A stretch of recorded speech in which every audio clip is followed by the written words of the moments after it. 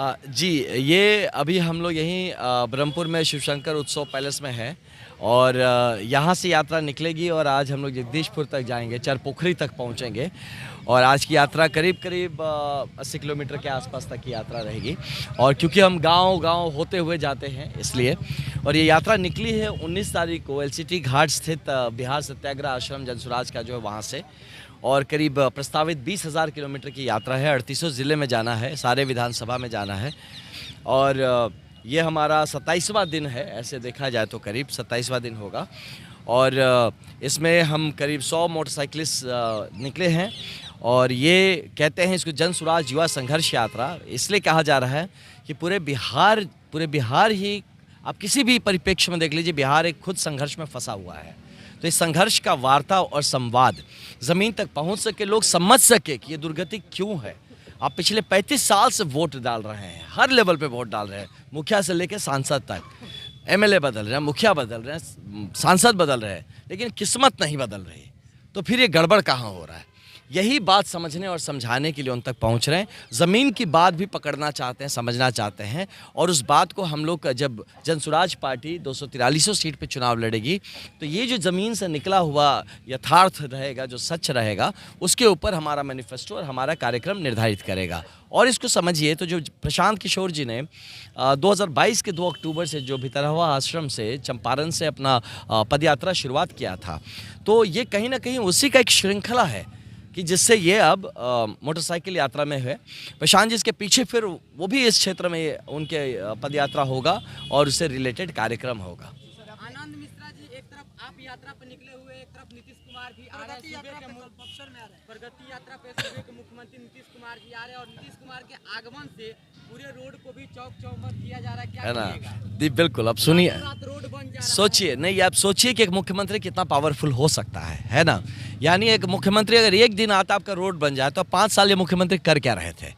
ये जनता को पूछना है सवाल कि भैया अगर आप चाहते तो रोड तो बन सकता है, मतलब आपके आने से बन सकता है, तो फिर आप क्यों नहीं आए? आप क्यों नहीं वो हर काम करवा रहे हैं? मतलब काम तो हो सकता है, फिर आप करवा, मतलब आपका कहीं ना कहीं जो आपके अंदर शायद वो सेवा भाव नहीं है।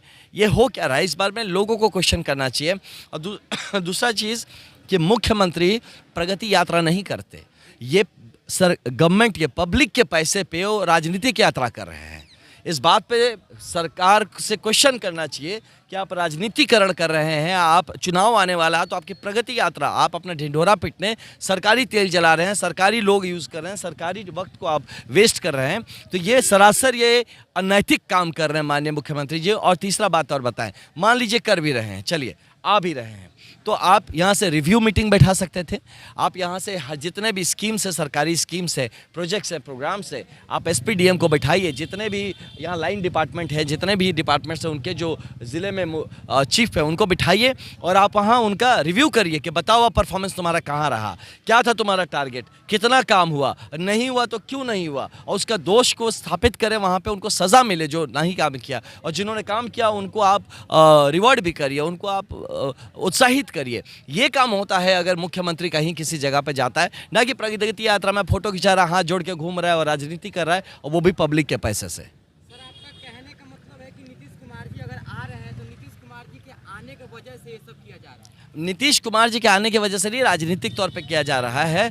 ये पूरा राजनीतिक मुद्दा है। ये जो पूरा प्रगति यात्रा है ये राजनीतिक यात्रा है। अगर इसके संग मैं तो उनको आइडिया भी दे रहा हूँ, है ना, कि अगर पब्लिक जो आपको भला बुरा ना बोले तो आइडिया भी दे रहा हूँ कि आप इसको रिव्यू मीटिंग्स करिए, जहाँ जा रहे हैं वहाँ बैठिए, जिला के डीए एमएसपी सारे लाइन डिपार्टमेंट में लाइए, आप रिव्यू करिए डिपार्टमेंट का। उसके बाद प्रेस नोट जारी करिए कि आज आपने रिव्यू किया, वो रिव्यू में क्या निकला, आपने क्या निर्देश किए, और उसका एक वक्त दीजिए कि 30 दिन बाद इसका फॉलोअप होगा, जो जनता को बताया जाएगा कि मुख्यमंत्री बक्सर में आए और बक्सर जिले में क्या किए और उनके जाने के बाद उसका क्या हल निकला।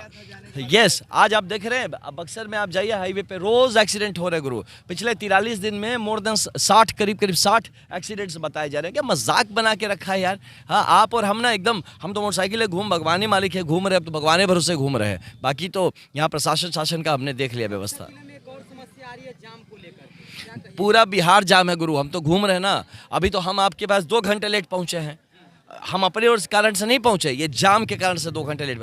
हम गली गली गाँव गाँव घूम घूम के आए हैं, है ना, रास्ता ये अवॉइड करने के लिए कि जहाँ जाम मिल रहा है हमारे लड़के उतर उतर के उसको ठीक करा करा के आ रहे हैं। तो ये दुर्गति ये दिखाता है ना कि बिहार के हमारे जो नेता हैं ये लोगों के वक्त को वैल्यू नहीं देते हैं। आपका जो समय है वो कीमती नहीं है, इसीलिए आप जाम में फंसे रहिए, घंटों फंसे रहिए, कोई फ़र्क नहीं पड़ता। और दूसरा ये दिखाता है कि आप में वो कार्यक्षमता नहीं है कि आप ऐसे जाम को, और ये एक जाम रेगुलर कैसे रह सकता है।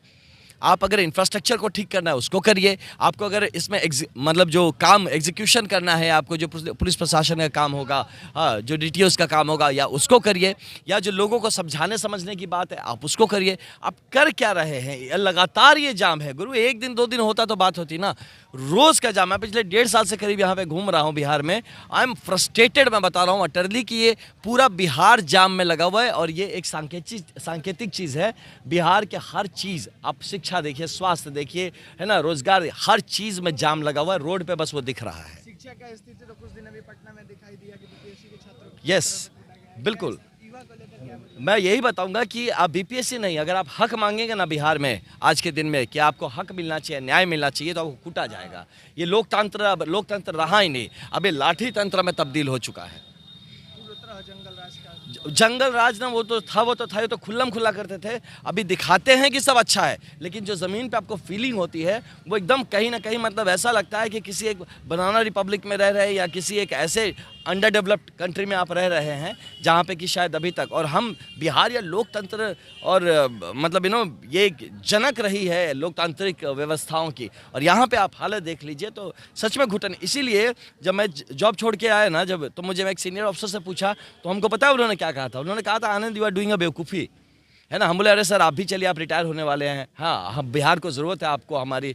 बोलता नहीं, जो भी आदमी कुछ हो गया ना वो समझ गया और बिहार छोड़ दिया है। जो बिहार में है उनका कहने का मुताबिक 2 ही लोग हैं, या वैसे लोग हैं जो कि कहीं कुछ कर नहीं पा रहे हैं, और दूसरे वो लोग हैं कि जो कुछ कर नहीं पा रहे हैं, उनका शोषण करके वहाँ पे जी रहे हैं। तो सोचिए, ये दुर्गति हो गई हमारी अगर बिहार की, तो कौन बदलेगा ब्रदर? आप और हम नहीं बदलेंगे तो। जितने मंत्री लोग बने हैं, जितने अधिकारी बैठे हैं, आपको एक बहुत बढ़िया मौका मिला है ये काम करने का। आप इसको ये अपने लिए प्रिविलेज मत समझिए कि आपको एक सीट मिल गया एंजॉय करने के लिए। ये आपको मौका मिला, ऊपर वाले दिया है, इसके लिए काम करिए, पूरा बिहार आपका कृतज्ञ रहेगा। राइट।